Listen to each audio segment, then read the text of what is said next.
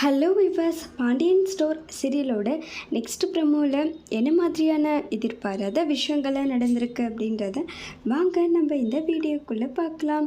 நம்மளோட சேனலில் first time பார்க்குறீங்க அப்படின்னா மறக்காமல் சப்ஸ்கிரைப் பண்ணிக்கோங்க. கூடவே பெல் ஐக்கோனையும் வந்து கிளிக் பண்ணிக்கோங்க. தங்கமையில் இருந்துட்டு சரவணன் கிட்டே என்னாச்சு மாமா, இன்னும் அமௌண்ட்டு கிடைக்கலையா அப்படின்றாங்க. ஆமாம் தங்கமையில், யாருக்கிட்டேயும் இல்லைன்னு சொல்கிறாங்க. கேட்டால் நான் என்ன பண்ண போகிறேன்னு தெரில அப்படின்றாங்க. அதனால தங்கமேல் இருந்துட்டு சரி மாமா நீங்கள் கவலைப்படாதீங்க, நான் அம்மாக்கிட்ட கேட்டு பார்க்குறேன் அப்படின்றாங்க. அதெல்லாம் ஒன்றும் வேணாம் தங்கமேல், நான் பார்த்துக்கிறேன் விடுன்றாங்க. சரி, இல்லைனா என்னோட ஒரு செயின் மட்டும் எடுத்துகிட்டு போய் வச்சுட்டு காசுக்கு ரெடி பண்ணிக்கிறீங்களா மாமான்றாங்க. இல்லை தங்கமேல், நான் தான் நேற்றே வேணான்னு சொல்லிட்டேன்ல, எதுக்கு திரும்ப திரும்ப கேட்குறேன்றாங்க. இல்லை நான் கேட்டேன் மாமா, ஏன்னா நீங்கள் ரொம்ப கஷ்டத்தில் இருக்கீங்களே, உங்கள் ஃபேஸை பார்த்தாவே எனக்கு ரொம்ப கஷ்டமாக இருக்கு மாமா நீங்கள் எப்படி இருக்கிறதுன்றாங்க.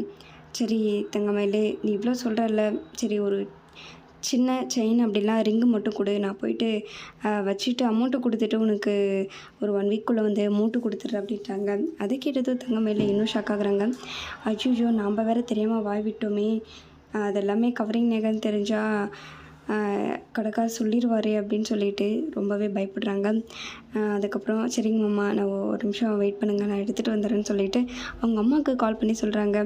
அம்மா, ரொம்ப முக்கியமான விஷயமா, நான் வேறு தெரியாமல் வாயை விட்டேம்மா, என்னடி பண்ணி தொலைச்ச தங்கமயிலே அப்படின்றாங்க. இல்லைம்மா, அவர் வந்துட்டு பணத்துக்கு ரொம்ப கஷ்டப்பட்டுருக்கிறதுனால என்னோடய செயினை வந்து எடுத்துகிட்டு போய் வச்சுட்டு பணத்தை ரெடி பண்ணுங்கன்னு சொன்னேன்.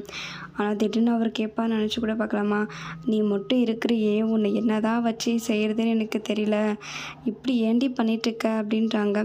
அவங்க அம்மா இருந்துட்டு இதோட ப்ரமோஷன் முடிச்சிருக்காங்க.